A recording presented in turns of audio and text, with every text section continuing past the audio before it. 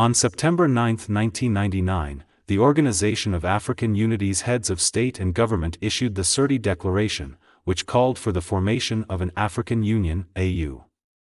Their mission was to accelerate the continent's integration while addressing complex social, economic, and political issues. The AU was founded in May 2001 and officially launched in Durban, South Africa, on July 9, 2002. The AU's 20th anniversary is an excellent opportunity to assess how far it has come in meeting its core objectives. There is no dearth of criticism of the Union from scholars, analysts, and journalists. Some of the criticism is about poor governance, implementation problems, and rising security issues. It seems, too, that citizens of member states lack trust in the AU. Most of these criticisms are genuine, given that the AU was supposed to lead Africa into the future by promoting African Renaissance and Pan-Africanism. According to the mission statement, Africa should be integrated, prosperous, and peaceful, driven by its own citizens and representing a dynamic force in the global arena.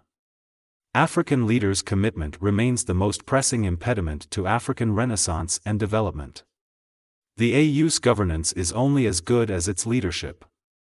As a result, the type of governance within member countries, particularly among regional leaders, has an impact on the governance of the Union.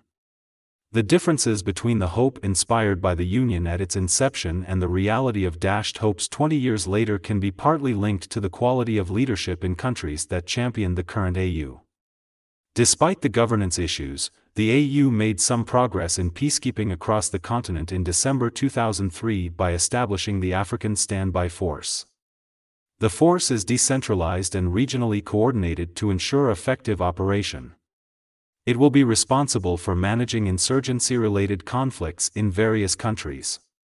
However, the standby force has yet to go into full operation. Since the COVID-19 pandemic, the African Union has transformed the Africa Centers for Disease Control and Prevention into a public health agency with regional collaboration centers. This action is a step forward. It will aid in the fight against future epidemics and will benefit member states' public health in general. The heads of state and government established Agenda 2063 in 2015, with 20 priority goals. The initiative is supposed to be based on past experiences and the understanding that globalization can provide new opportunities for development for the continent. The agenda has highlighted critical areas in which member countries can accelerate their development. For example, it resulted in the launch of the African Infrastructure Development Program in 2020. The program's goal is to boost regional economic integration, which has been hampered by a poor transportation network. However, the regional peacekeeping process has not resulted in regional economic integration or a socio-economic development framework. Economic development is still the AU's weakest link. The new Partnership for Africa's Development was supposed to create a policy framework for long-term economic development in Africa. Its objectives include ending poverty, promoting growth, and integrating Africa into the global economy. The AU has also been chastised for failing to consult with civil society stakeholders in member states. Consultation with civil society would help to increase accountability and provide citizens in member countries with a sense of ownership. The AU's inability to implement its economic development framework continues to be a barrier to achieving its objectives. The importance of regional integration cannot be exaggerated given the low proportion of inter-African trade when compared with other regions. The volume of trade among countries on the continent is around 15% of total trade, while in Europe, North America, and Latin America, rates are 68%, 37%, and 20%, respectively. More African trade would improve manufacturing, reduce reliance on natural resources, and broaden the African market. The adoption of Agenda 2063 as a development framework is the first step in the right direction. To avoid a repeat of the failed Lagos Plan of Action, the AU must align the agenda with its values of self-reliance and inclusivity.